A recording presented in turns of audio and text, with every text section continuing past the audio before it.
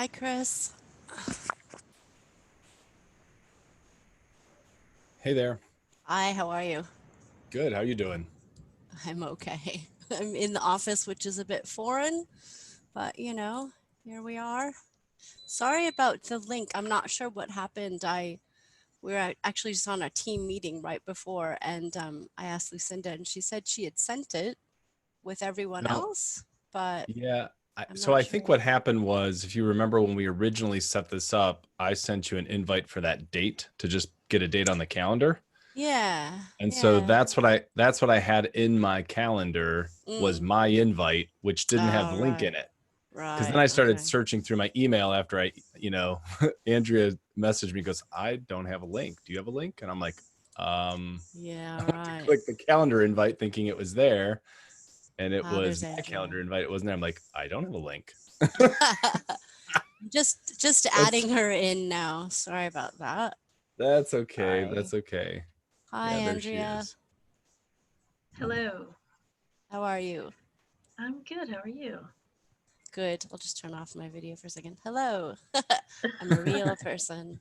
Oh, I'm a real person too. I promise. I will give you a brief glimpse. Oh, my room is hello. very dark. And I you're have, in the Oh, it's very dark. dark. oh wait, there we go. It's coming back. Auto adjusting. Hello, Andrea. Hello. I'm going to stop the video now because I need That to fix my No stuff. worries. No worries. it's all good. It's definitely a first for me realizing like 15 minutes before we're going to get on to start that I don't have the Don't link have the in my link. calendar invite. Oh, Like what a so critical sorry thing about to that. not Oh my have. God. So sorry. So No, that's all right. sorry. That's all right. I am just going through a series of things to make sure everything is as it should be. Okay. Chris, can you go ahead and start sharing? That way I can do other things in the background because I've got it. I was sharing on a separate screen, and it would be good if I could use that screen to bring up other things. Could you Yes. start sharing your slide? And let's make sure you can share your slide. I don't have right now. I don't have the option. I'm going to make you Let's see. There it is. co-host. There it is. I see it now. Okay, so I want to share this. Okay, let me do. Okay, and Perfect. Yep. I want to go into this baby and make it full so we lose the. You're seeing edge to edge now, right? Ah, yep. Great. Just to I get rid of see. the browser, right? Yep. Yep. Okay, I see it. Looks good. cool. Great. Now I just need to pull my chat up here. Zoom chat. The view's a little different when I'm in the group. Mm. I'm sorry, when I'm presenting, Yeah. No the view worries. where everything's at. Yeah.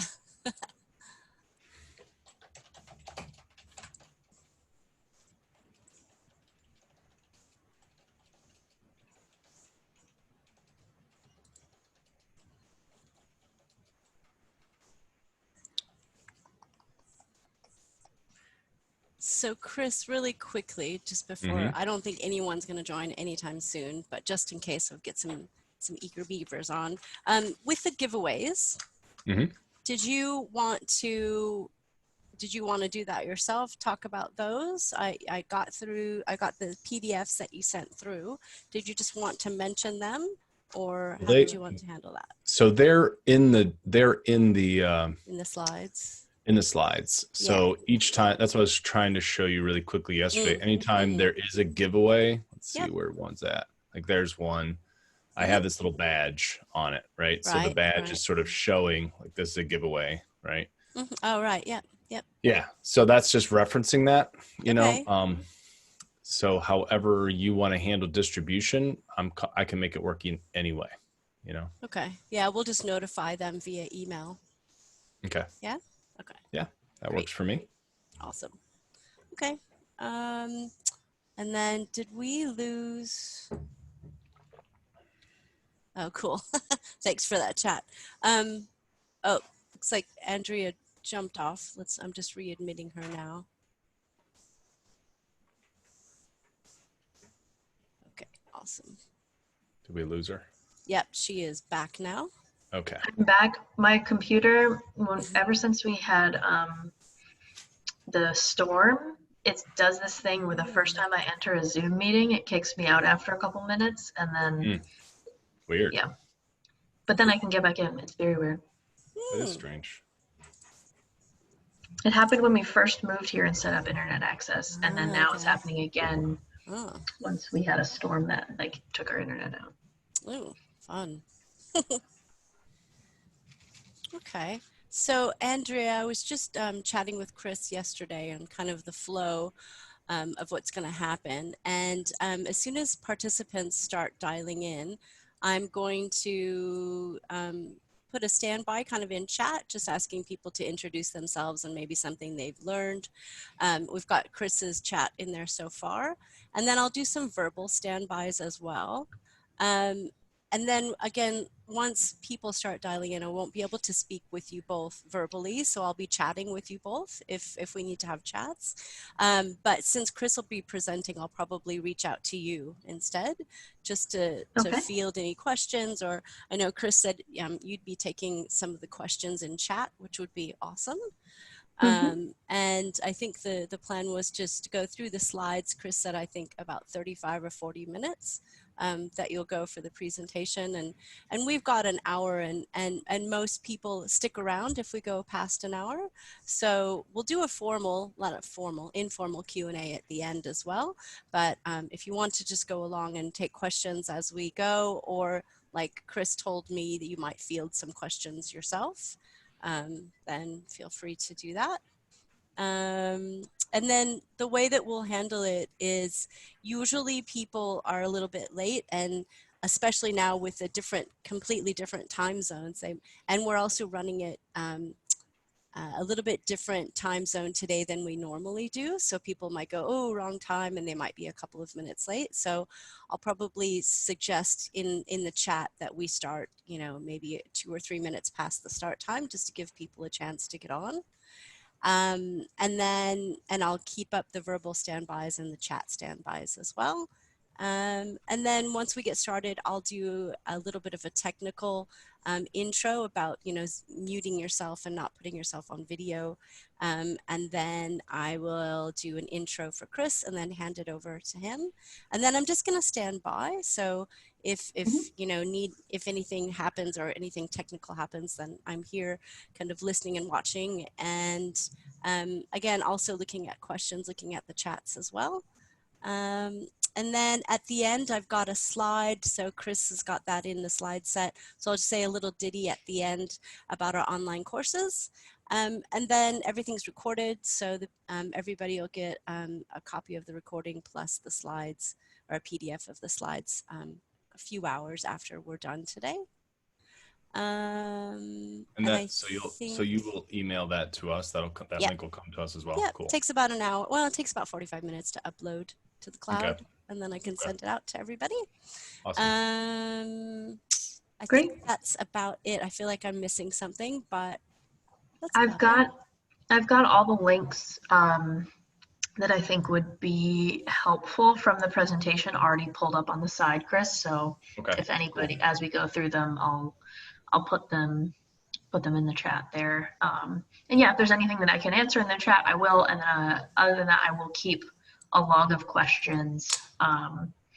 Do you still want me to send them to you when we get to a questions part at the end, or do you want them throughout, Chris? Yeah, I think probably saving them for the end, Andrea. Like I think so too, like we talked about. Yeah, I mean, you'll recognize if something keeps getting asked, right? Or if people keep on coming to it. I'm gonna kind of get a vibe for it too in terms of how it's flowing, and that if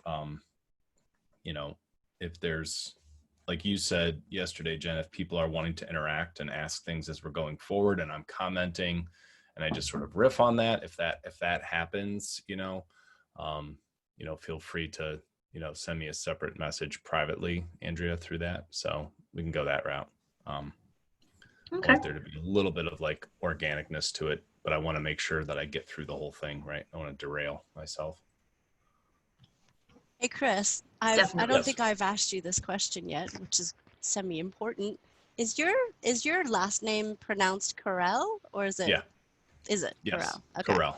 Yeah, I think that when I watched that, you know, how we got introduced was I watched the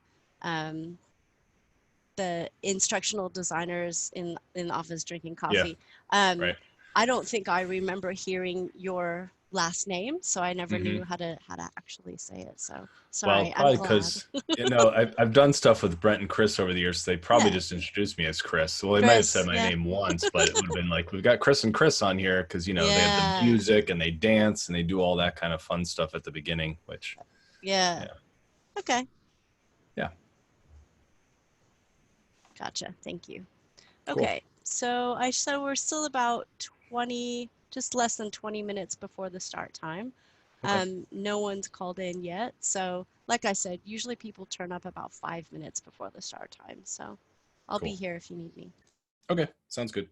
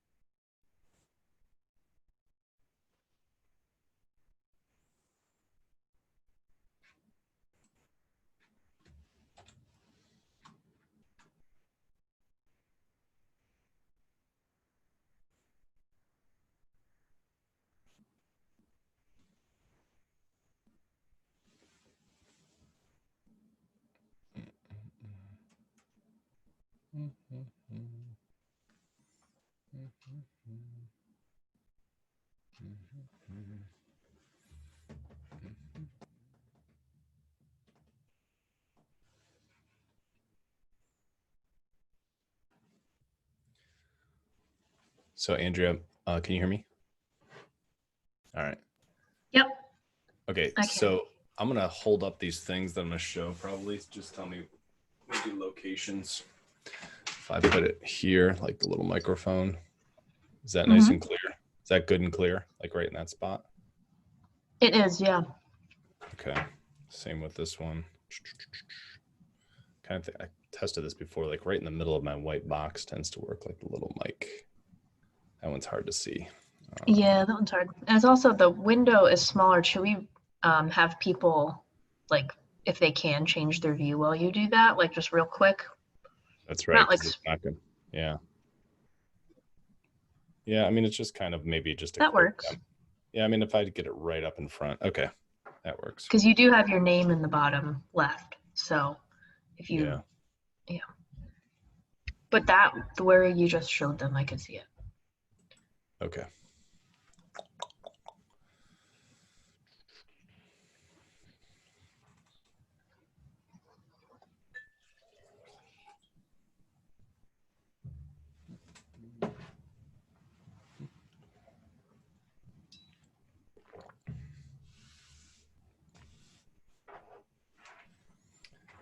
I think that's it for gear.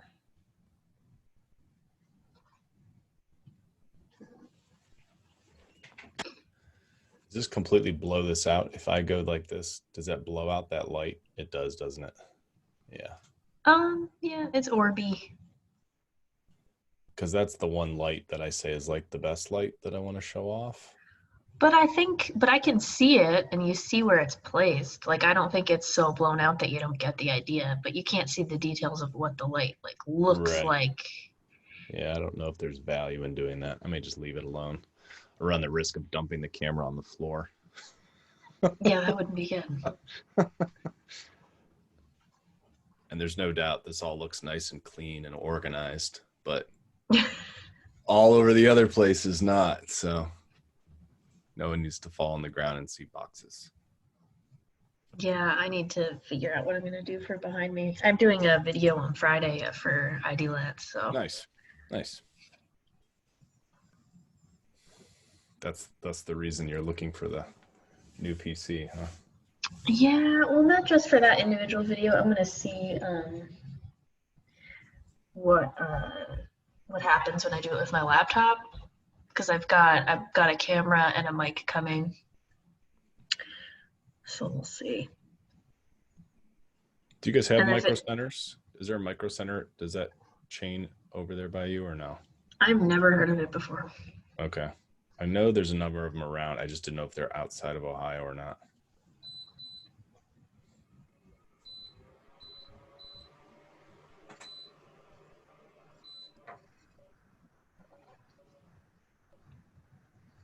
My computer's been getting hot lately, and it's only a year old, so. That's a bad sign. Yeah.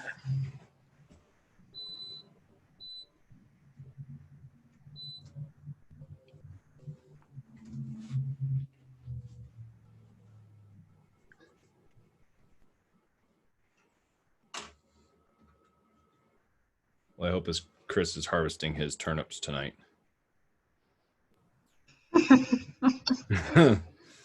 We just got to the point where you can actually do turnips. Oh, okay.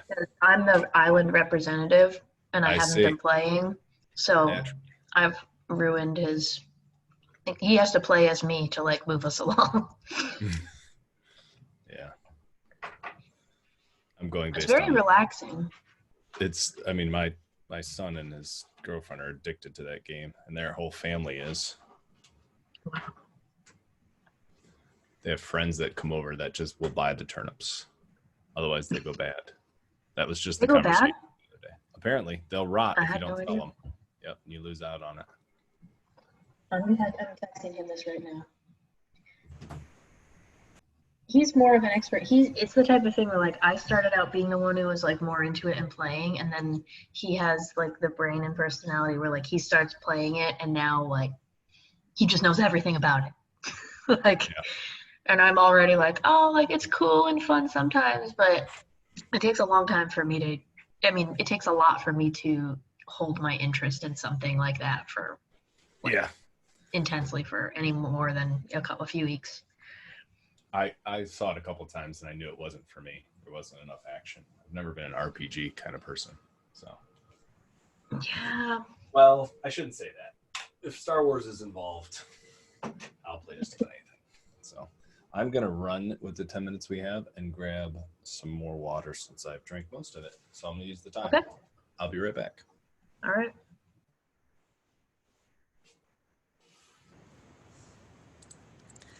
Andrea, I thought you guys were talking about real turnips. What's going on? No, I had no idea. Maybe it's a thing in the U.S. And then I was realizing that you guys were talking about a game. It's like, oh, right. Yes. I had a friend. I went over. We went kind of out to the country over the weekend, and a friend was playing a game called Airport City, I think it was. And she was like, look at this, and she's showing me on her phone that she's like trying to fly airports in and out, and she's getting more airplanes from other airports and other people. And I was like, so it's not like a driving game. It's not a shoot 'em up game. It's like a supply chain management game, which is, it kind of teaches you management skills. And I was like, oh, wow, games are not what they used to be when we were young, but okay. Well, I used to play Roller Coaster Tycoon.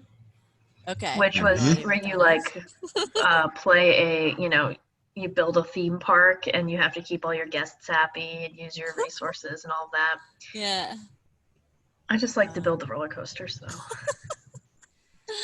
Wow. And then you could build the roller coaster where like the track ended and then everybody would fall off. And as a child, I thought it was funny, but obviously it's not funny. All right, the animation's a little bit funny. God. Okay. Right. I think everyone's waiting to the last minute. I'm showing we're about 9 minutes to the start time. Yeah, it's that's all just good. Just us. Is that what time is it? Is that 12 o'clock or 1 o'clock there? It's 12 o'clock? It's 11:51 a.m. Okay. Yeah. Okay. Yep. I'm assuming that's a regular lunchtime for people anyways, right? For most people. Yeah, it is. I think we try to vary the times, but people get used to the time, and when we change it, I think we usually do it at 1 p.m.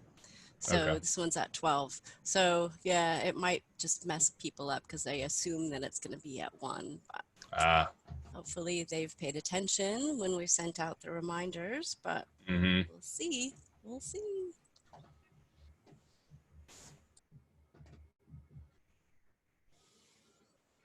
Going to say I'm just checking my emails in case someone's having problems getting in, but I'm not seeing anybody saying they're having any issues. So yeah, I mean it's right before. Sometimes people are early, sometimes they hop on right at that, like you said. So yeah.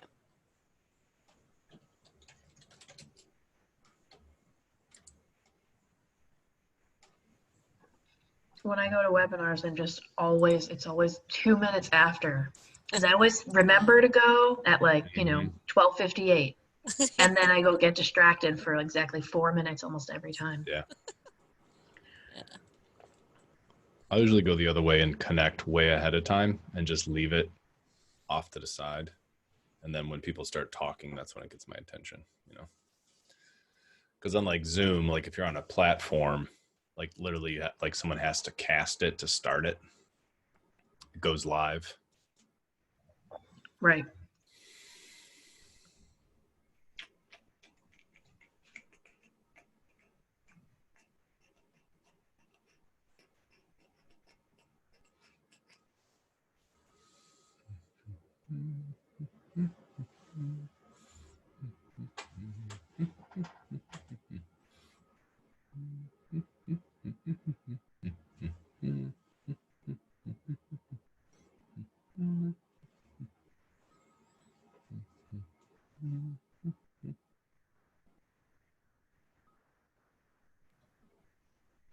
This will be the last non-businessy thing I asked. Did you watch the Lego Masters Star Wars yet?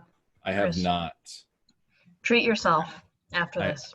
I have to admit that since the second season of Umbrella Academy dropped, it is absorbing my life. So I've never watched that. It's goofy. It's like a comic book superhero end of the world apocalypse. Everyone's got to save the world. So basically it's like a real life documentary. Right, except for some of them have superpowers. Oh, true. Right. Yeah. Which is just unfair to watch. Yeah. It's a good escape from reality, which we all need right now. Yeah.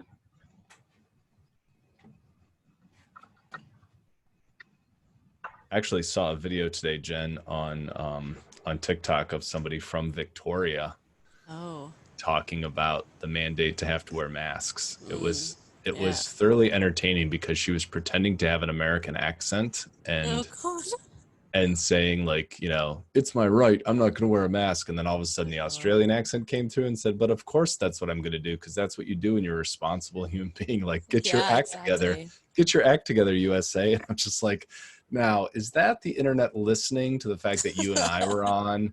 And now I'm getting creepy. All of a sudden I'm getting creepy. Australian TikTokers like finding their way into my feed, which never happened before. To my knowledge. Creepy, but she's right as well, because Melbourne is in stage 4, which is you have to wear a mask, and then regional I think is in stage 3, which is almost you have to wear a mask out in public. So but New South Wales is getting close. Okay, I've got 2 people coming in, so I'm going to go on mute and on video off, and I'm going to admit those people, start sending out standbys. So let's chat if we need to. Okay, sounds good.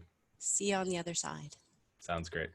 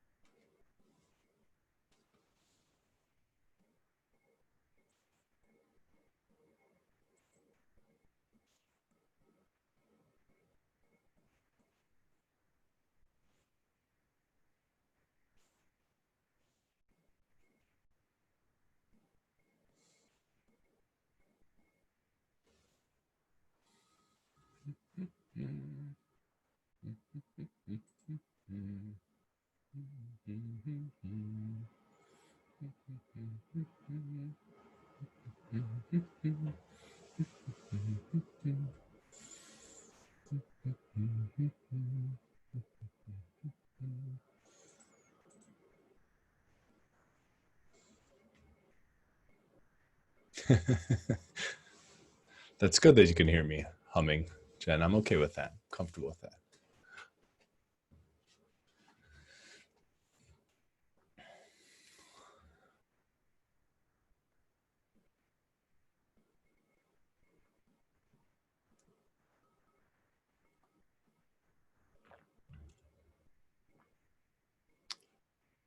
Somebody else is joining there. Hello. Hi, Catherine. Hi, Caitlin.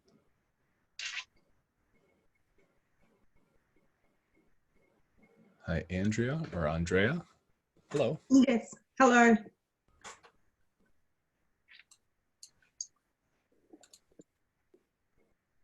Can you hear me?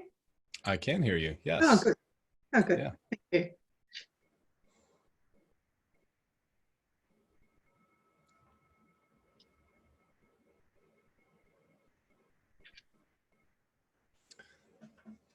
This is keeping with the tradition of when I've talked to Jen prior to setting this up, just the whole idea of being connected to people in Australia, and I'm sitting here in Ohio in the United States. Still, it's hard to wrap my head around.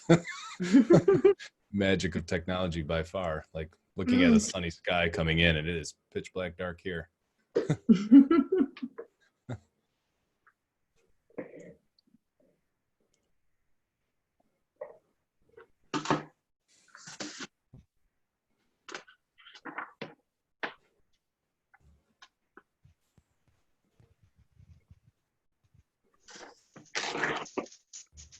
Well, Jen, I'll take your assertion there and share something you've learned recently whilst waiting for the webinar to begin. So I think I learned the power of AI as I was mentioning to you. So we got somebody else jumping in here.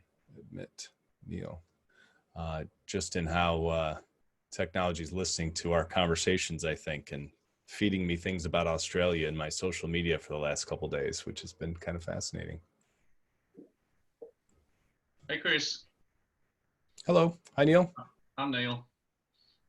How are you tonight? Today? I'm well, actually. Good. It's a beautiful sunny day, and when we're done here, I'm going to go for a bike ride. Right on. Hey, Jen. Hi, Neil. Karen. How are you? Karen has joined as well.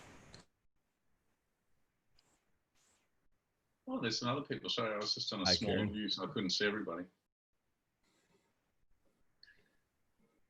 There's Catherine and Andrea. And Karen again. Hello, Karen. So good. Hello, you can't get rid of me. Good question, Catherine. When we get started, we're definitely going to turn the videos off just to help with bandwidth. But right now, just as we're greeting and letting everybody come in, feel free to have it on and say hello. Right. Yeah. Yes. Nice work on the website, Karen. Thank you. Looks awesome. I'm glad to hear it.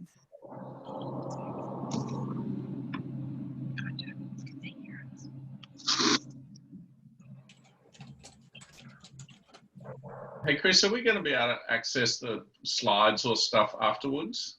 Absolutely. So everything you'll see on the screen, as well as a few giveaways that I have, some templates and checklists. Jen has all of that already, and so she's going to make it all available to you after the show is over. So awesome. That will okay. So I can relax and stop setting up my note taking stuff. Yeah. No need to furiously take notes. Unless that suits you. Sit there with like screenshot ready and just screenshot everything and just dump it straight into a Word document and put the notes around the Word doc and say, yeah. Thank you. Sure thing.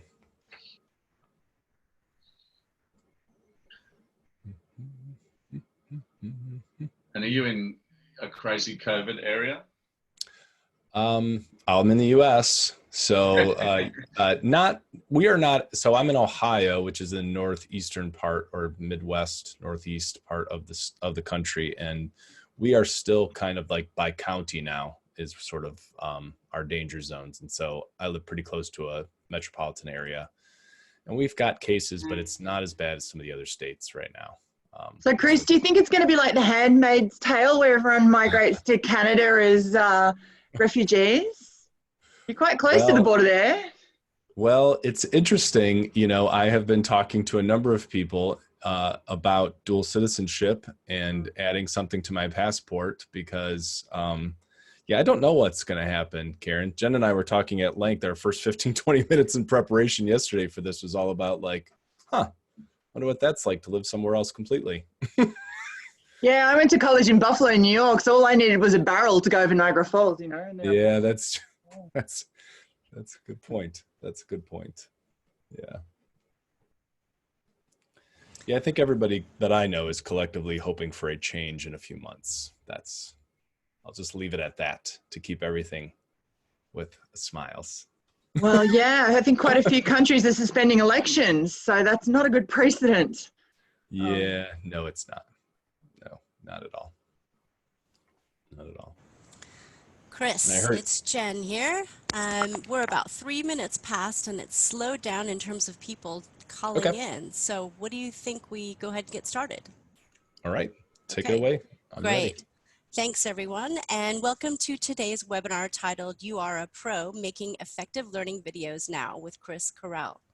I'll start with a brief introduction. I'm Jen Waltman, and I'm the Programs and Content Manager at the Australian Institute of Training and Development, and I'm co-hosting our 8th webinar of 2020 today. For today's format, we'll take questions via the chat box, which is located in the toolbar at the bottom of your screen. To activate your toolbox, just hover over the bottom of your Zoom screen and you'll see lots of options. At the end of the presentation, I'll read any leftover questions out to Chris and he'll be more than happy to answer them. And as a reminder, a copy of the slides and a recording of the webinar will also be made available to you after the session. Some final tips: when you join the meeting today, your line may have been muted automatically. To mute and unmute your mic, just toggle the microphone icon located at the bottom left-hand corner of your Zoom meeting toolbar. But for the most part, I would recommend that you stay on mute and to turn your videos off so we don't eat up your bandwidth. So enough of the technical stuff. Please allow me to introduce your facilitator for today's webinar, Chris Karel. Chris is the founder and managing director of Learning Carton, and from curriculum programs with over 100 videos to content marketing that converts, he creates big value for audiences. Chris leads a talented team of instructional designers and visual creators to make custom online learning for his clients. And on individual and group levels, Chris shows business leaders, trainers, instructional designers, coaches, teachers, and professors how to create their own video learning content. He's also a master teacher, an award-winning business owner, scriptwriter, and producer. The list goes on, but I'll let Chris tell you the rest. Coming to you live all the way from Ohio in the US. Chris, over to you. Thanks, Jen. I want to first thank you for the opportunity to be here today with you all. It is a complete honor to be able to share some space, even if it's digital, with all of you, especially during this crazy time that we're all living through. I feel like this is an honor and a privilege to do this with you. And perhaps one day I'll get a chance to meet some of you face to face and check off that box for me for my life is just to get to Australia someday. So a little bit about me. As Jen mentioned, I used to be a teacher. I used to teach in grades K through 12, what we call them here, primary through secondary grades. And then I earned a 3rd degree in digital media, which led to 10 plus years in corporate video production and online learning. And now I run Learning Carton, which is an agency with 2 purposes. As Jen mentioned, we make custom learning content from start to finish for large corporations and organizations. And then I also have a video for learning program where I teach folks like yourself how to make video for learning yourself, as opposed to me making it for you or for your organization. So now that I've introduced myself, I encourage you to reach out and connect. My favorite part of doing any kind of webinar or any kind of training like this is meeting new folks like yourself. So please reach out and connect. This will be up again at the end, so no need to get to it right now. That being said, as I say in my world, let's get to it. It's time to GSD. As you're watching, please send your questions to me directly in the chat or go ahead and post them there. I have Andrea, who's a valued member of my team, a video for learning expert. She's also in the chat and will be answering some questions along the way if I'm moving too fast or if there's something you have specific that I haven't gotten to. But of course, I've built time along the way for interactions and some time at the end for questions. So my first point here of interaction is I want to hear from you, at least in the chat. Send me what your current role is. Are you a teacher, professor, instructional designer, a trainer, an HR professional, technical writer? Like, what are you currently doing? All right, I see Kay's an instructional designer.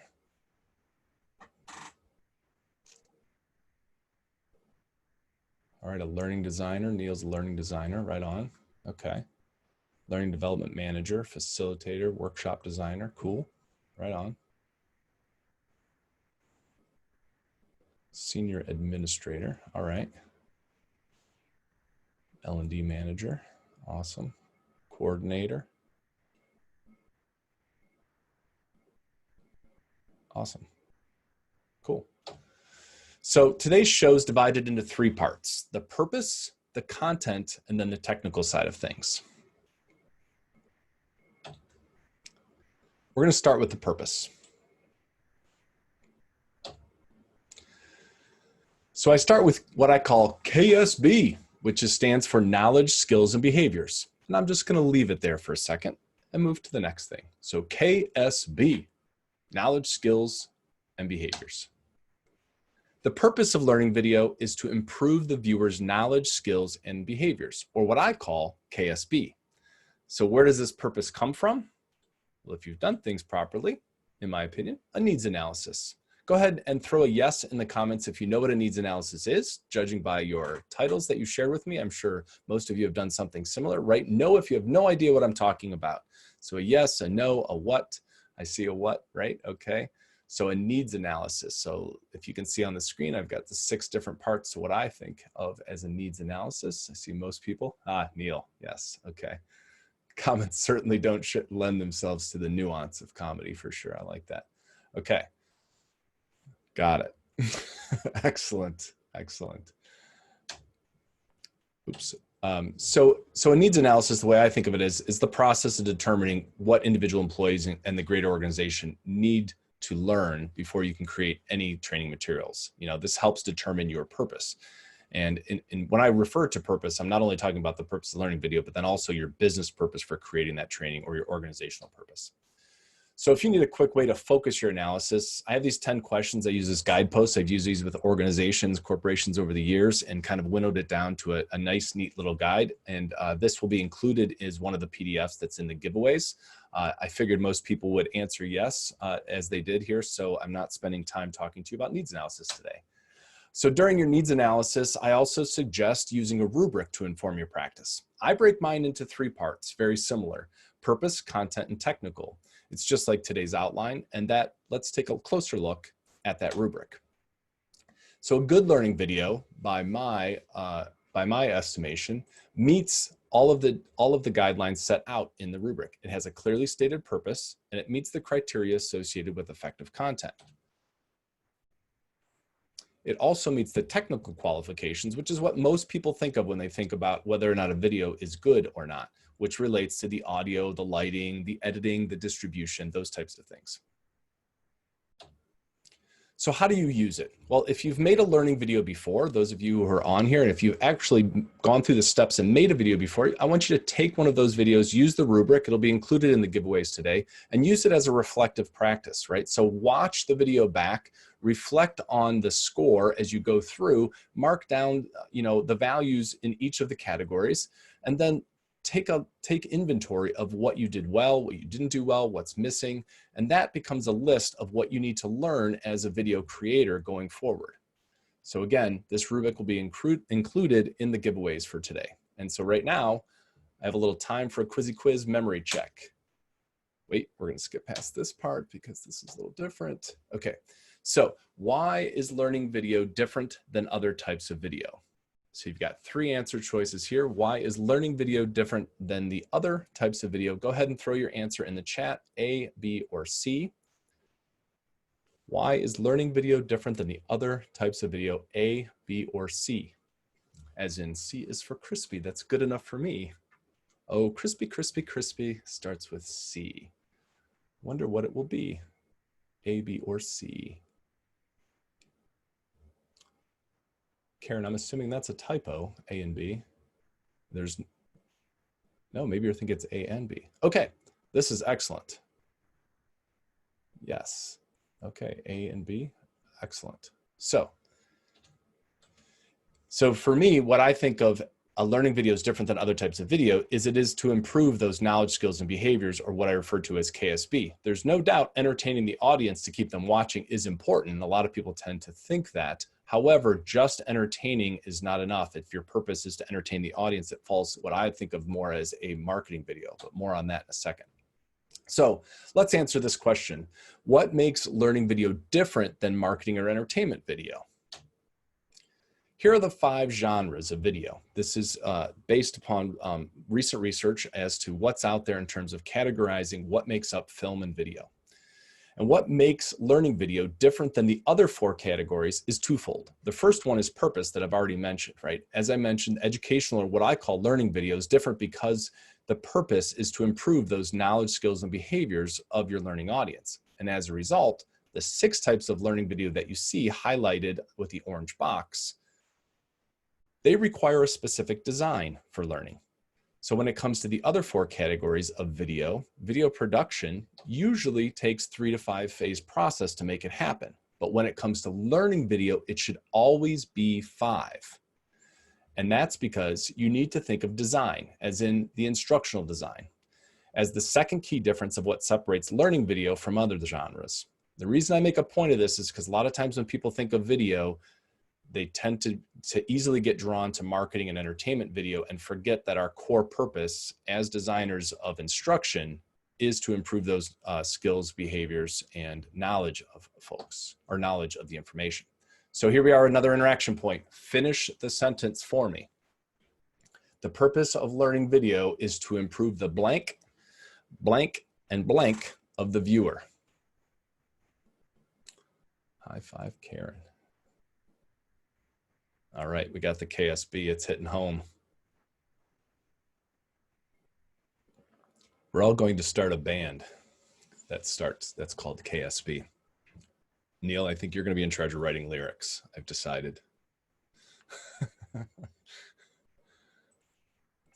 No doubt about it, knowledge, skills, and behavior. So the purpose, as I've stated multiple times, and this is on purpose for me saying this over and over again, no doubt, the purpose of learning videos is to improve the knowledge, skills, and behaviors of the viewers. I definitely want you to take that away from here today. Excellent. So let's do a recap of the purpose, right? Part 1 of making effective learning videos begins with the purpose of all learning videos, which is KSB, to improve the knowledge, skills, and behaviors. You also need to use a needs analysis and a rubric to aid in your planning. And finally, the phases of learning video are different than the other genres of video because they require instructional design. It's critical. All right, let's get to the content now. And in the interest of simplicity, I'm going to keep my content discussion to a high level because I want you to take away a method to make effective videos today, which is hard to do since video is a pretty intense process. So I'm reserving time for both the technical instruction of recording videos. Content is solid when you align the type of video with the purpose.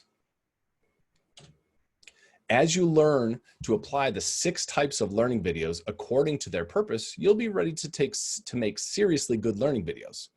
Add that to a script writer's mindset, and dang, look out, you're ready to make some seriously effective video. This requires the mindset. The script writer's mindset is the one that I'm talking about here. It is one thing that requires a large amount of practice. You have to put in the hours to understand what the script writer's mindset is. So I've developed a 6-part series that you can read at your leisure. There'll be links to this, and I didn't want to go into it in too heavy today, but really just express that there's fundamentals of good writing. You definitely need them. Mechanics, form, grammar, style, all that is definitely important. And you need the skills and the best practices, perhaps a formula, but the mindset is the most valuable player here, the MVP. And that mindset requires you to let go of your creations. I encourage you. If you recognize this character on screen here, this is Elsa from the famous Disney animated show. Her whole point of this song here is let it go. And I use this as the reminder or an analogy, a metaphor for demonstrating what you need to do as a scriptwriter for learning video, because you need to let go of your ego, let go of your need to be right all the time, and simply create good learning content with your subject matter experts, and everyone will benefit. It's hard to do, but you certainly have to let it go, let it go. All right, let's do a content recap real quick. I sped through content so we can save the time for technical skills. As I pointed out on the rubric, accuracy, value, objectives, bias, call to action, the story, and how the content integrates into the content is important. And you have to align the video type with the purpose and ultimately let go of your ego and create for the learner. So let's talk about the technical side of things. And what I'm going to focus on today is specifically this big idea. In the past, it used to take tens of thousands of dollars, accrue pricey gear, and months to make a video. Now, you can do it by yourself, but you need the skills and the knowledge of how to use those tools, without a doubt. So here's a breakdown that I use when I work with large teams, organizations, and professional groups that have a large team that need to know how to make a video from scratch. And they might have on their team instructional designers, training managers, and then they might sub out some of the video, or they might have a video crew on staff. And this is what I use to teach them. You can use this list and follow a similar format, but obviously all of these different things are going to be done by you if you're making it by yourself. And the day and age we're living in right now, where we're sort of stuck at home or stuck in our offices in small groups, being the DIY has greater power now, because we still need to create information, still need to reach people, but we might not have the availability of a crew to be able to pull this off. So today we're going to dive into just one small part of this process to help you be a pro, and that's the recording of the video. So to teach you about the technical side of video production, I'm going to share how you can record video like a pro. You can do this all by yourself in your home or your office. And in learning video, the purpose and the content always precede the technical skills. And I know you all know that. Those of you who are working as instructional designers and training manager, L&D folks, you know how important the purpose and the content has to be. So let's talk about how to make classy content. This is my acronym for recording on your own. So one note from a pro here. Even though classy was designed for you to do it yourself, it's rooted in professional techniques that I have used myself over the past decade or so. I used with a crew, learned from really talented cinematographers and pros that have been doing this much longer than I've been in the profession. So this is rooted in that, but built for you to do completely by yourself. All right, let's go. Let's get to that classy content. So the C in classy stands for camera. When you set up to record a learning video, you start with the camera. Let's take a closer look at the steps. So I'm sure you have seen people do this before. It definitely is something you see in movies where people are moving around and they're trying to decide what the picture is. Usually they're wearing a scarf and they're the director, the auteur on the scene. So this is literally the first thing you should do when you're trying to figure out where you're going to make your video. This is finding your scene. This is actually called finger frames. It's a legit name for this. This is to help you find the location of your first scene. So if you're in your home or in your office, you can certainly go around and sort of figure out where the spot is going to be best in order to pick the scene. You can also hold up your cell phone and look through for a nice background. And once you find it, you're going to mark the spot with an X on the ground. You can use green tape like this, which is easy to pull off, or you can buy gaff tape if you want. That's more expensive, but I don't think you need it. In film, this is called the golden spot. And that's why there's an X there, as an X marks the spot of the golden treasure. This is where you want to place your camera. It's called the golden spot because once someone's picked that location, they're hoping that that's visual gold for you in film and video. In our case, we're making a learning video. We're marking that exact spot where we want to make that best scene come alive. So if you have help, right, have someone stand in so you can see where the actor should stand, right? Notice the markings I have here on the screen. You have the screen divided into thirds. Most phones and cameras you use will be able to turn on that grid. And then that location, that little green X circle, shows kind of putting the actor on one side or the other to make the visual balance nicely. So if you have help and you're working with somebody else and they can stand in, discuss what looks good, have them move around, talk to them. Or if you're by yourself, you can place a plant on a stool, right? And to use as a stand-in. Unless, of course, you have a mannequin living with you.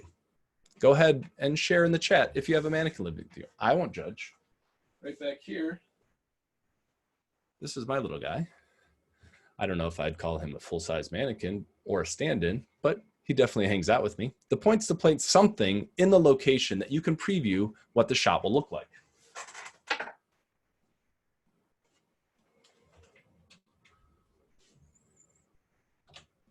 Once you find your spot, mark your position on the floor with tape.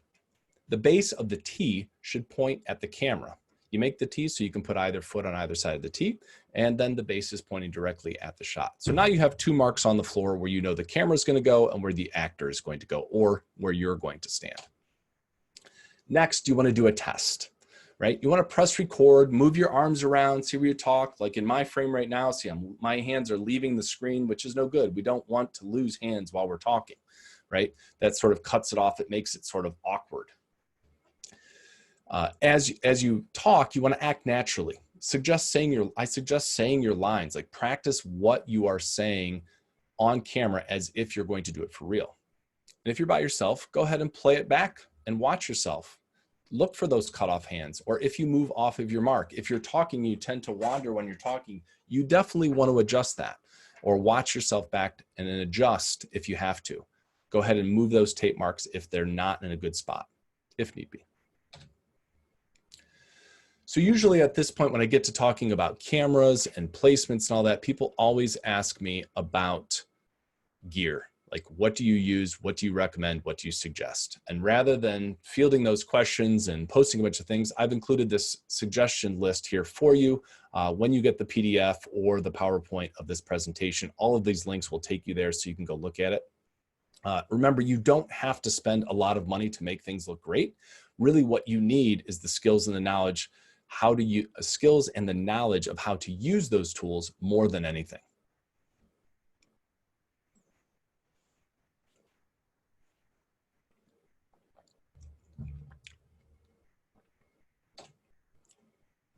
Okay, next it's time to light your scene.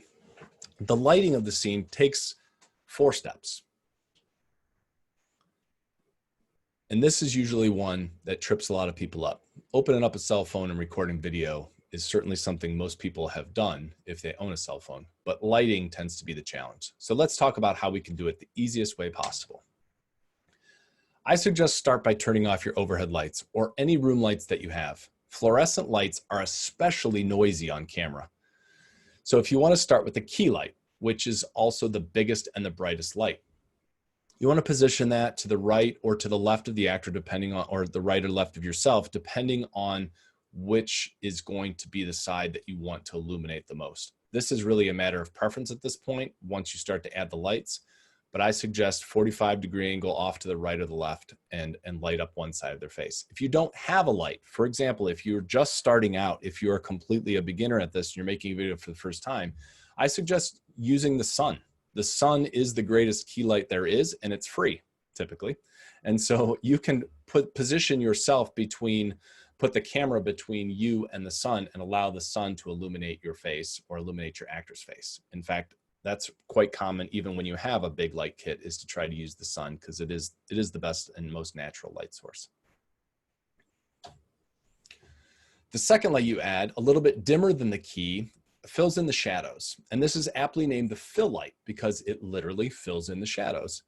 You can also use a whiteboard or reflective surface to bounce light from the key or from the sun into the shadows on your face. With both lights on, evaluate how it looks on the camera. A real common mistake that beginners make in this situation is they start to look at the image and they're watching the person's face, or they're looking at the lights on them and thinking, okay, that's pretty bright.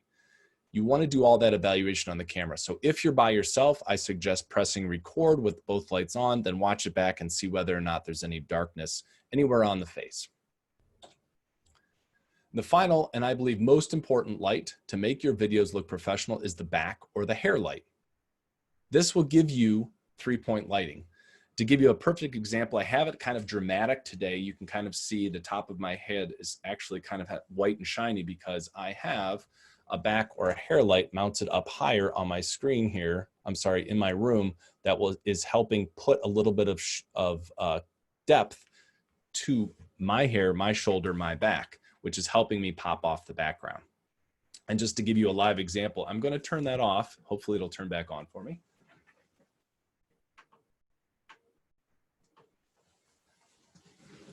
And you can see how much I disappear. I mean, you can see my hair is gone. It's blending in with the background. My shoulders aren't popping. There's no definition on my chair. As soon as that goes on,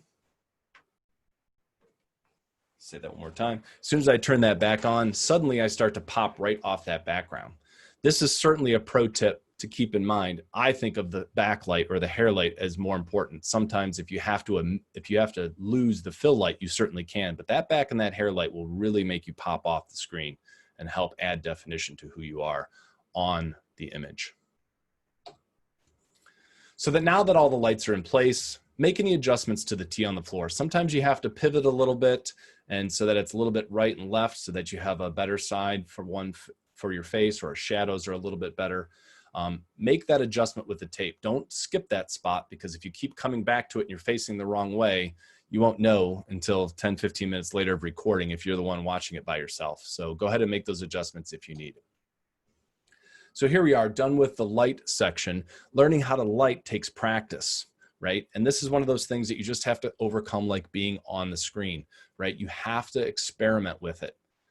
Try to use 3 lights if you can. If you can't and have to use 2, that's okay. You can pull off great things with 2 lights. I suggest watching a tutorial online. I have some things on my blog that you can go find, links to other people who do an amazing job at lighting. That's who I reference.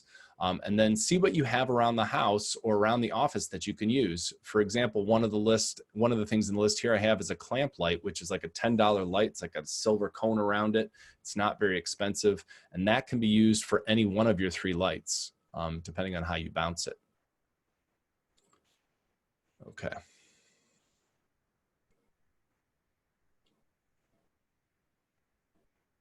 So I had a question come in about ring lights. And how do you stop getting reflections on your glasses? I'm going to take that one right now before we move on. So question about ring lights. So I have a ring light. I use it for a lot of my videos, especially my marketing videos that I make, because it's so simple. You turn it on, one single light, and what you have to watch with the ring light is what it does on your glasses if you're wearing them. So the glasses I'm wearing are made for screens. They have a coating to help me. But every now and then, if I turn a certain way, if I look up here, I'm catching that reflection. An easy tip that you can do to fix glasses so that it doesn't reflect is just take them off the ear and tilt it up ever so slightly. Now that I've pointed that out, you'll see me do it throughout the show here the rest of the time, because every now and then it'll start to slip. When it's up a little bit, no reflections when I move. If I push it down here, I got 2 blue lights on my eyes. So that's a quick, easy way to just fix it. And most of the time you're staring straight at the screen anyways. Of course, you can buy glasses that come with a coating that will mark that, or you can wear contacts. But I found over the years in working with people who have glasses, they want to be comfortable, right? They want to feel like they're wearing their own materials. So there's also ways to position the lights. You can certainly move them. The 2 lights that I have in the room right now are actually up high and off at an angle. When you have a ring light, that's usually right in your face, and you'll see a lot of marketing videos and even sometimes learning videos. It'll actually have a big circle right on the glasses, which that's a matter of subjectivity of what it looks like. I think it's sometimes distracting because it almost makes somebody look like a robot with big white circle eyes, but it depends on the situation. I'm not saying one's better than the other.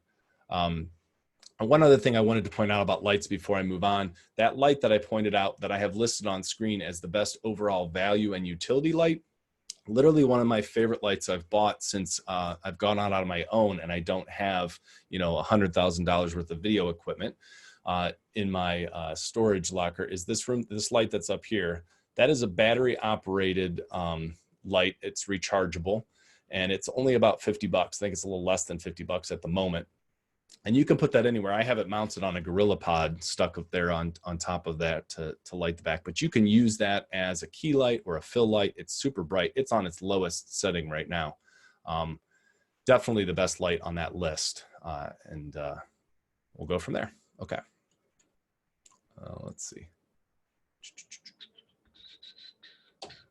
Okay. So after the lights, it's time to place the microphone. As important as it is to have good lighting, I would have to say that nothing is more important than the audio. If your lighting isn't very good or the camera work isn't very good, people will overlook that. If the audio is solid, right? Your goal is to record audio so that it's invisible. Ultimately, you shouldn't even know that it's there.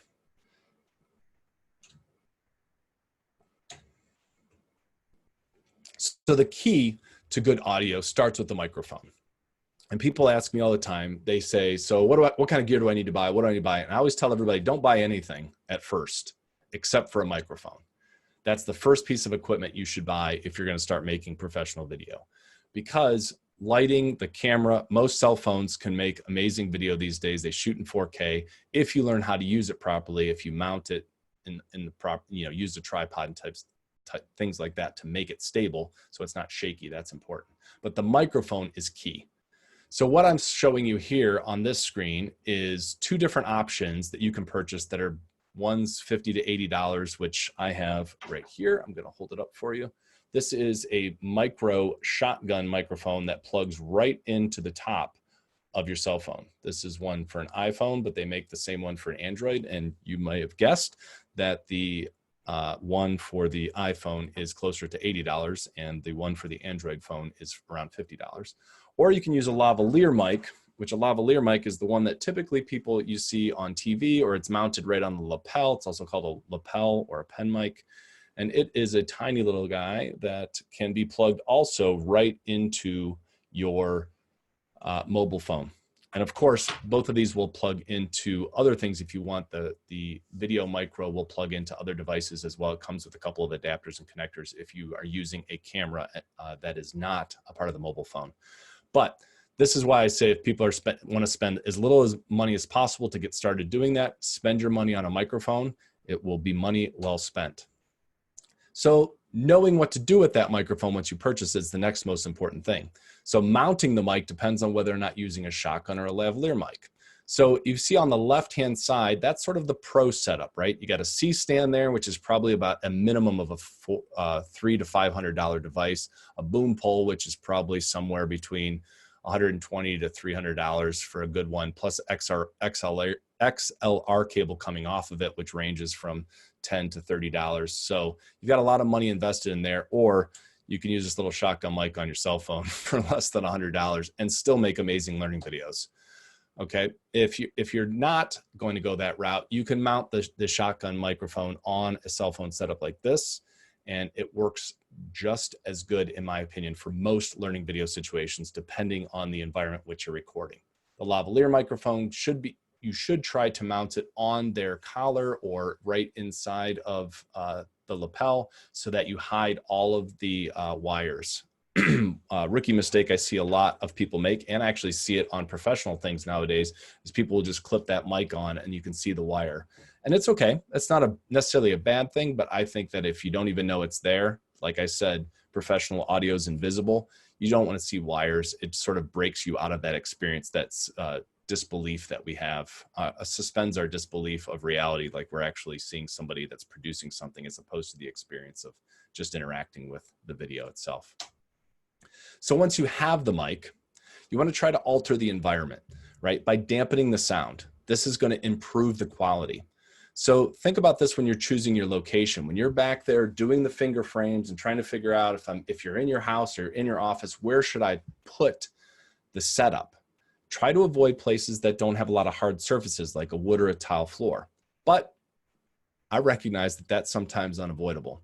So what you can do is to affect that acoustic environment is to use like blankets or hang curtains and try to stop those bouncy sound waves. And then the last thing is turn off appliances and your HVAC, any kind of heating and cooling system that's running, any kind of fan that's causing an extra hum or a sound.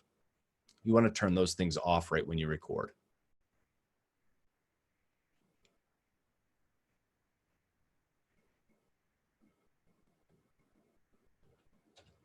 Okay. So once your mic's in place, you want to do a test, right? You want to stand in the place, go back to your marks, that golden spot and the T spot on the floor, and you want to record. I suggest performing the first sentence or two of your script. Go ahead and orate, do your performance. Then take the time to play it back and listen to the quality in a set of studio headphones or a pair of wired earbuds. And just the reason why I put these two pictures up on the screen, and you see that I'll get to the no Bluetooth in a second. Both of these figures you see on the screen are closed eyes, hands over their head, and they're listening just to the audio. When you're testing for audio and you want to find out whether or not your audio is solid, you want to cut out all other visual stimulation. Play it back for yourself, close your eyes, and listen for those annoying hums or echoey bounces. And if you hear something, rewind it and see what's causing it. And then do some A/B testing. That's what it's called, right? So A/B testing is like, try turning off the fan if there's a fan on, or try turning off the refrigerator. In some places I've gone before, I've had to go in a lunchroom that we've recorded and unplug the refrigerator for about 45 minutes to an hour and then turn it back on because it was creating such a loud rattle. So you want to try to cut down those sounds, and don't do it based upon what you hear with your ears. Do it based upon what you hear with your headphones. The key with listening in the headphones is that these devices are so much more powerful than your actual ear when it comes to what's recording, largely because the microphone is hearing frequencies that your ears don't hear. It's picking up sounds that your ear cannot pick up. So you don't want to just listen for sounds that are in the room just with your ears. You want to use the mic and then your headphones in order to be able to tell whether or not you've got issues you need to fix. And the reason the Bluetooth is up there, you don't want to use Bluetooth. A lot of people want to use wireless earbuds, right? They have them. It's the most common thing. In fact, I have a pair right here that I use for phone calls all the time, my little Apple AirPods. They're awesome. They're great, but they'll run interference when you're recording video. They may cut out. You might pick up some soft sounds making that wireless connection.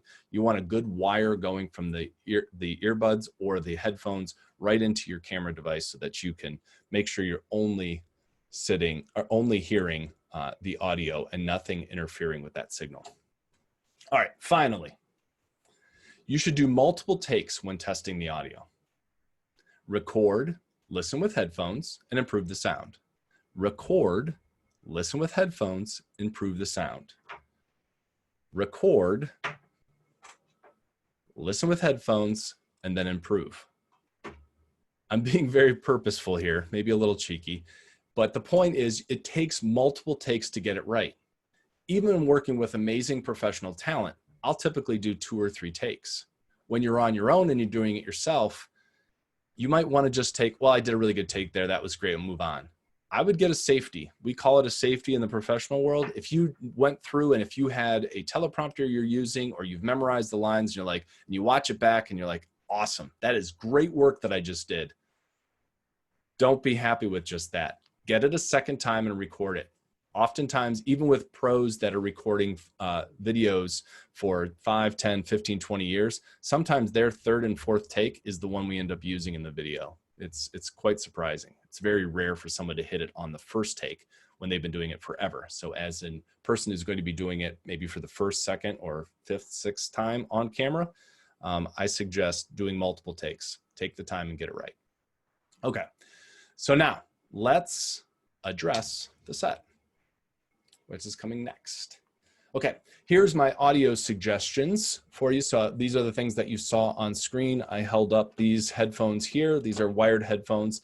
These are not necessarily what I'd call studio quality headphones, but the Arctic 5, the Steel Series, these are awesome, sort of like gaming headset. The reason I purchased these as opposed to buying a pair of like audio cans that pros would use is because I can use this. It comes with a microphone. So if I need to hop on and do something like this, a webinar or a conversation or something like that, where I just want to use headphones because it's so noisy, I have a mic available to me, but the audio quality of those headphones are phenomenal.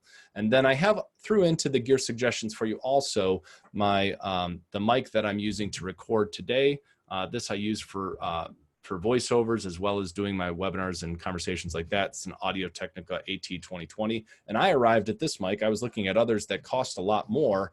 And honestly, I use 2 Pro Talent for some of my corporate clients that use this exact mic. And I was like, well, if the Pro Talent are doing it, it's phenomenal. It's only 120 bucks. Sweet for me. Okay. All right. So the S in classy stands for set, right? So let's talk about how you make your set classy. First, you have to have your props ready.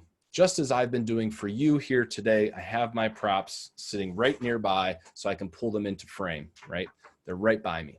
So having them at the ready so you can avoid walking around during your recording is critical. The less you have to move around and go find things, the more or the less likely you're going to make mistakes of not hitting your mark or forgetting that you didn't press record. Have everything right on standby. The second part addressing the set is what I call breaking the frame with your set items. The orange arrows you see pointing to the different things inside the image, these all represent things that are breaking the frame. They're coming out of the rectangle that you see here. This is good. It makes the viewer feel like it's natural and authentic, like it's like a window into a conversation instead of a staged video shoot. If we removed that footstool and that item with the plant, or maybe moved the picture frame out of the way, or slid the bookcase, and all you saw was the desk and our actor standing in it, it would look really, really fake. I mean, obviously this is staged, there's no doubt, but this looks like we're actually in a room, and this is completely artificial. Next, you want to strive for visual beauty, but be kind to yourself, right? If you can't avoid certain things for clutter, don't beat yourself up, but try to move things out of the shot unless there's a reason for them to be present, right? There needs to be a motivated reason why certain objects are in the set, but also don't make it too sparse. A too sparse of a set will make people think that it isn't as professional and it doesn't look as natural. Okay, the second S is start recording. Here's where we're going to get into it. Before you can call action on yourself, make sure that your battery and your storage media are adequate. If the battery's low, plug it in and recharge it. If you're using a cell phone, sometimes you can plug it in and use it at the same time. Sometimes you might have to make sure it's charged. So that's really critical. Before you've done all this other hard work, you don't want your battery to fail, right? And you want to make sure that you have enough storage inside of whatever camera you're using. The little GIF you see going through has me creating a little screen recording of how much storage I have available on my phone before I go to record. So in this case, you want to make sure before you hit record that there's enough space before you start getting into your takes and realize, uh-oh, I've run out of room, and now you've got to wait and offload, and you lose all your mojo that way, which is no fun. Now it's time to press record and perform. Here comes the time for you to really shine, right? Use these 10 steps or these 10 tips to help your performance, right? So this guide will be in the giveaways. And these are things that you can do to help you be better on camera. Just like lighting is a difficult thing that people tend to struggle with, being on camera and being comfortable takes a lot of time and practice, right? It comes with rehearsal, dressing in comfortable clothing. If you have to stand, that's the best, obviously. But if you're not standing, sitting up tall is super important, right? Gesturing naturally and smiling with your eyes, that's critical. You want to look happy while you're doing it the entire time, right?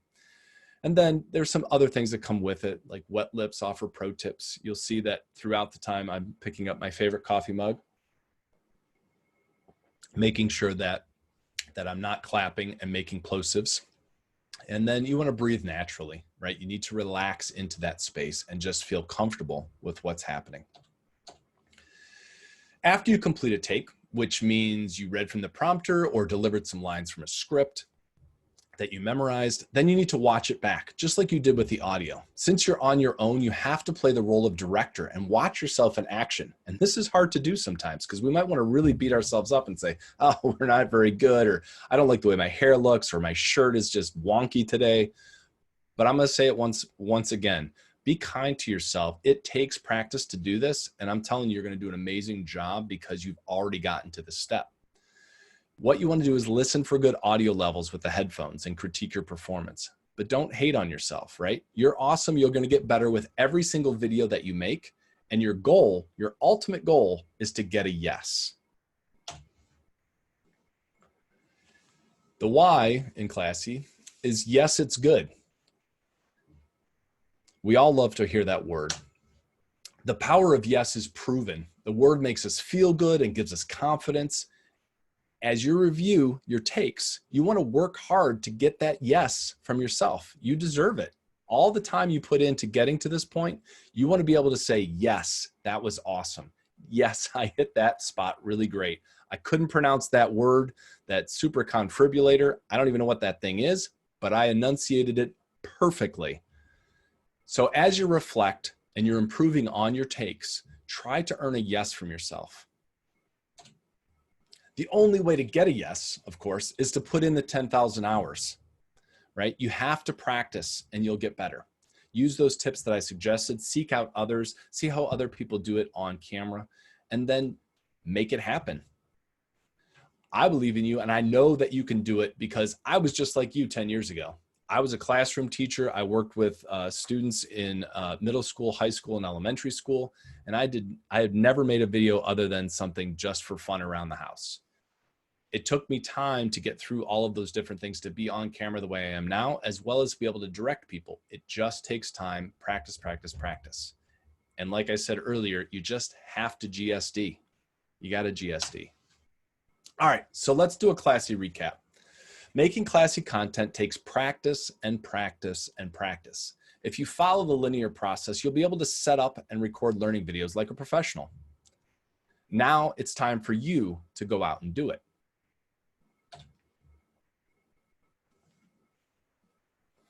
It's time for you to be a pro. So here is our whole step that we just went through from start to finish. And really what I want to do now with the 10 minutes or so we have left is to sort of have some Q&A. So I'm going to kind of leave this slide up as we do Q&A so that if there's anything you want to reference or me to jump back to, I thought it would be easier to have all of it listed up on the screen than it would be to just be staring at the letters Q&A. So. Thanks, Chris. As a reminder, if you'd like to send through your question, you can use the chat box, or I think there's few enough of us we can actually have you unmute yourself if you'd like to ask your question verbally. And I know, Andrea, you've been fielding some questions if you wanted to take some of those as well. Awesome. So it looks like Neil got the answer to his own question there with get stuff done. Yes, get stuff done would be the politically correct way to say it, but I literally went to a presentation once at a content marketing conference and they handed out bumper stickers. And it is GSD. It's not stuff that's on there, but it is such an adequate phrase for getting things done. And it works along with the same mentality of done is better than perfect, right? So when it comes to making video content, done is better than perfect, as long as we follow some of those professional skills and rules. So let's look at what else we have here. So we have, what about motivation / attitude? Behavior is usually actions that we want people to be able to do. Motivation / attitude is more about their affective / emotional state, which is a huge impact on whether they improve their KSB. That's meaty. What about motivation and attitude? Behavior is usually. So I guess I'm wondering, is the question whether or not people are motivated, like to actually do or to watch the video, or are we talking about improving their motivation or attitude? I'm not sure who asked that question. Maybe I can get a clarifier. That was Neil, and I believe he was asking, like, how do we improve their motivation? I see. Is that part of knowledge, skills, and behaviors? And some of us said that might fall under behaviors. And then, yeah. And so he was asking, saying that was more Excellent. Emotional state. Yes. So definitely motivation, attitude would fall under behavior, which is the hardest thing to teach, obviously. That is definitely like a level 3, level 4 course, depending on which scale you're looking at. And video content to get there, usually altering behavior or improving motivation. Videos that tend to be the most effective at that are like simulations, scenarios where we can use behavior modeling to sort of see how people are supposed to act and behave in a situation. It used to be a case where training video used to be, we would show people how they're not supposed to do it and then show them how they're supposed to do it. And our brains are wired in such a way that when we see something that's not supposed to happen, we tend to focus on that. The human brain tends to think of the negative first in a protective way. So there's been a lot of research done in terms of behavior modeling and video that suggests we should only show people how they should act, right? We should model the behavior we want. So if we're talking about motivation and attitude, we want to show the exact way someone should act and behave, and then use video segments to sort of test that with a simulation by having somebody see a little video where they have to interact with the person and then make decisions along the way as to how they should act and behave as a result. It's pretty complex. It's certainly difficult video to make as a DIY person, but it can be the most effective way to use video to alter behavior is to use simulations where the learner gets to choose their own path. Okay, let's see. What about if you're working from your computer camera, i.e. desktop Mac? Okay, so I'm guessing that using that as a camera, I would say that that can certainly be done. It depends on, I suppose, the camera and whether or not you can get some controls over it. The one thing that I would say that you have to watch out for that can really have a huge impact on visual quality is the autofocus and the auto iris, right? So if you've seen cell phone videos, sometimes, like a perfect example, if you watch any of my content marketing videos, I use the Clips app on the iPhone, which does not allow you to turn off the auto iris. So if you look at any of those videos I make, sometimes the light gets light and dark as you get closer to it. And that auto irising or autofocusing can be a little distracting in a learning video because they tend to be longer. And when that's happening, people get frustrated, like it breaks them out of that artificial reality you've created for them. So you have to watch when you use a computer, a mounted camera inside of your computer to see whether or not you can go in and adjust those controls. And I'm fairly confident in a desktop Mac, you can go in and have the ability to turn off the autofocus, the auto iris. It's just, you just have to know the setting to go look for. So I'm sure if you Googled how to turn off auto iris and auto focus on your iMac camera, I'll bet you there's a tutorial on how to go about doing that. So using Zoom for screen recordings, I don't know if that's a question or if that's whether or not to use that for one of the 6 types, perhaps. I'm gonna guess that's what that's about. It was just asking, like, if there's any tips for using Zoom for screen recordings, or if that's a tool, if there's anything else out there, probably Sure. That would be a good thing for those. Okay. Yeah, I know some people that use Zoom for screen recordings for sure. That the challenge with Zoom for screen recordings is that it's designed to be a live broadcast tool like we're using it for now. It's not designed to be a screencasting tool. I use Camtasia, which is made by TechSmith for screencasting, screen recording, but that's largely because I am somebody who learned how to edit video using nonlinear editors, which that software is in the thousands of dollars. So I needed something that had a little more power. Camtasia is not that expensive. I think Camtasia, I don't know, it's a couple $100, $250 or something like that.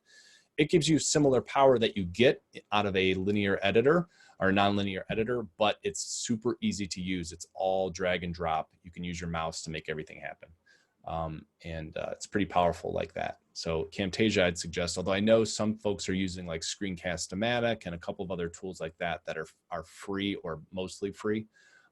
But when you get any kind of video editing tool that is free, you're going to be limited in what you can do with it. It's a great place to start. I never discourage anybody from using something like that, including iMovie or any tool that comes with your device. You should use it. Use it till you get sick of it and wish, like, God, how come I can't put lower thirds in? How come I can't do subtitles?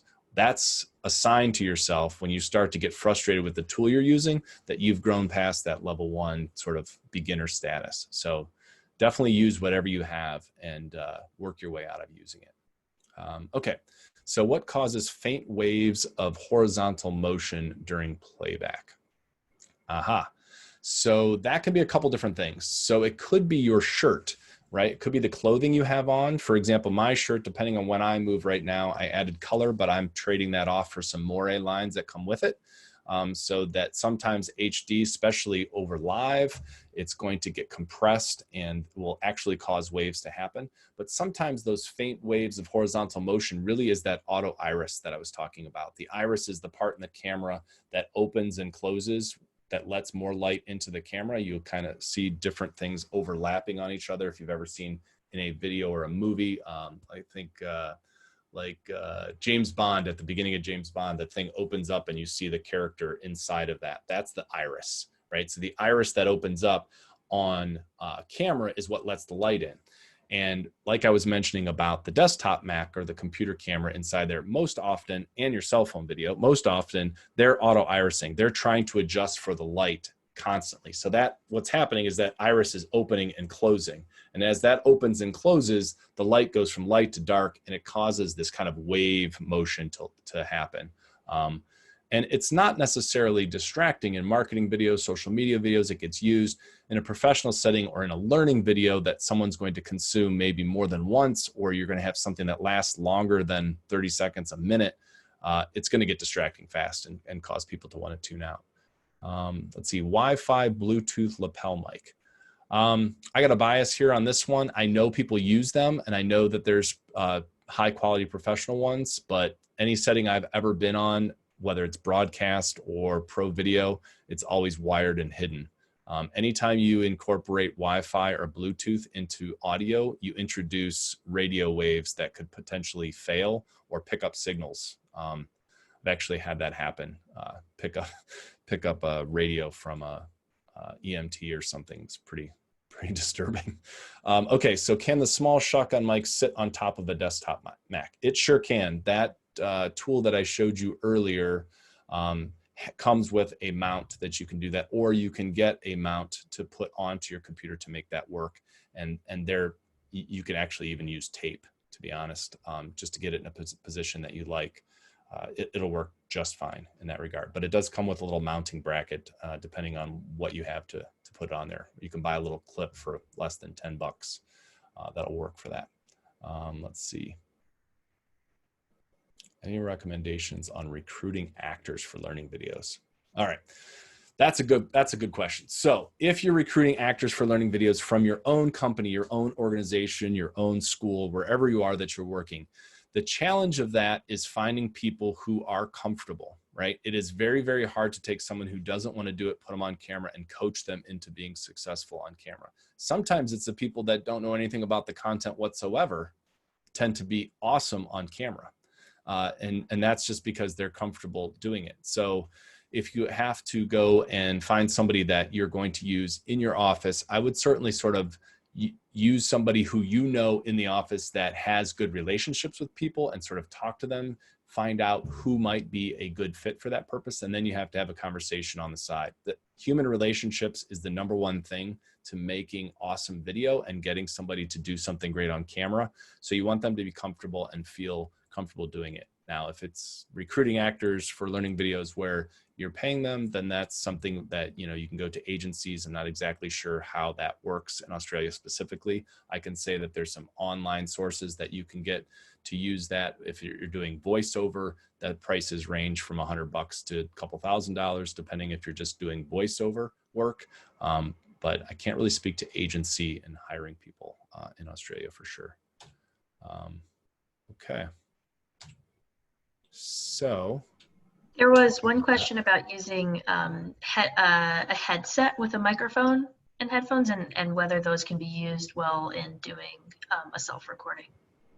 Yes. So this one that I had held up for you all before, this Steel series, the mic quality on this is pretty fantastic. And so to do like a screencast where you're not going to be on camera, or if it's motivated to have this on your head and be talking with the microphone, and that's acceptable in the learning environment, then go for it. I mean, I've watched plenty of software training or demo how-to videos that people are wearing a microphone the entire time, and there's nothing wrong with it, right? It just depends on the quality of that, right? These headset mics range in quality dramatically, and I've owned a couple different ones over the years. I've had one that made by Logitech that was like about a $40 model, and the audio quality was not very good. There's no doubt that in the audio world, you know, you're going to have to spend a little bit of money in order to get a decent quality mic. But that's a piece of technology or a part of technology that's changed dramatically over the years. And we're actually seeing, you know, more innovation and cheaper prices for that stuff. So, okay. So we're just past the top of the hour there, Jen. I don't know if there's any other questions or if we want to stick to that time. I want to make sure I'm honoring everybody's time because they all have a work day. I have a nightcap at 11:02 p.m. here in Ohio, so I want to make sure that I'm being fair to everyone's time. I think mostly we just have comments coming through. Just everyone's very happy with what they've learned from you today, Chris. Awesome. And of course, we can hang on to the questions. Anything that we might have missed, I can send those through you too as well. Okay. So if you want to maybe get in contact via email, then you can certainly do that as well. So yeah, Awesome. so I'm just gonna hand it over to you for some final thoughts, Chris. What do you think? So I guess my final thought to everybody as you're thinking about making videos, or maybe you're forced to have to make videos if you're now going to be working from home, is really about being patient with yourself, right? Seeking out the skills and believing that you can do it, because as professionals, instructional designers, L&D managers, training folks, you have the abilities professionally to do this. It's just a matter of finding the right how-to steps and the method and the process to make it work. And once you have those things, then it's just practice, right? You have to get comfortable. And maybe it's starting with content marketing video. Maybe it's internal videos. Sometimes it helps to just within your team, if you have a team of 4 or 5 people in your group, just make videos and send them back and forth to each other to get comfortable. And then you can start making it. So I really think that the most important part is to press record and start making it, because I really do believe in my heart that video is like another language, and it's a universal language that's only going to increase worldwide in terms of how we communicate with each other. Just as that stat that I had earlier on there, that, you know, the majority of internet traffic is video based, and we're only going to need it more and more as educators and trainers and teachers to help people learn things. So GSD. Thanks, Chris. I hope you've all learned from today's timely and relevant presentation, and that you'll be able to apply some key learnings at your workplace. So AITD have worked really hard over the last 3 months, and as a result, we've transitioned 6 new courses available online. Please check out our newest offerings at AITD.com and register for a course online soon, delivered virtually across lounge rooms and offices Australia-wide. Again, I'd like to thank Chris for his insightful presentation. Thanks everyone for joining us. Awesome. Thanks. Thank you, Chris. Thank you. Thanks for having me.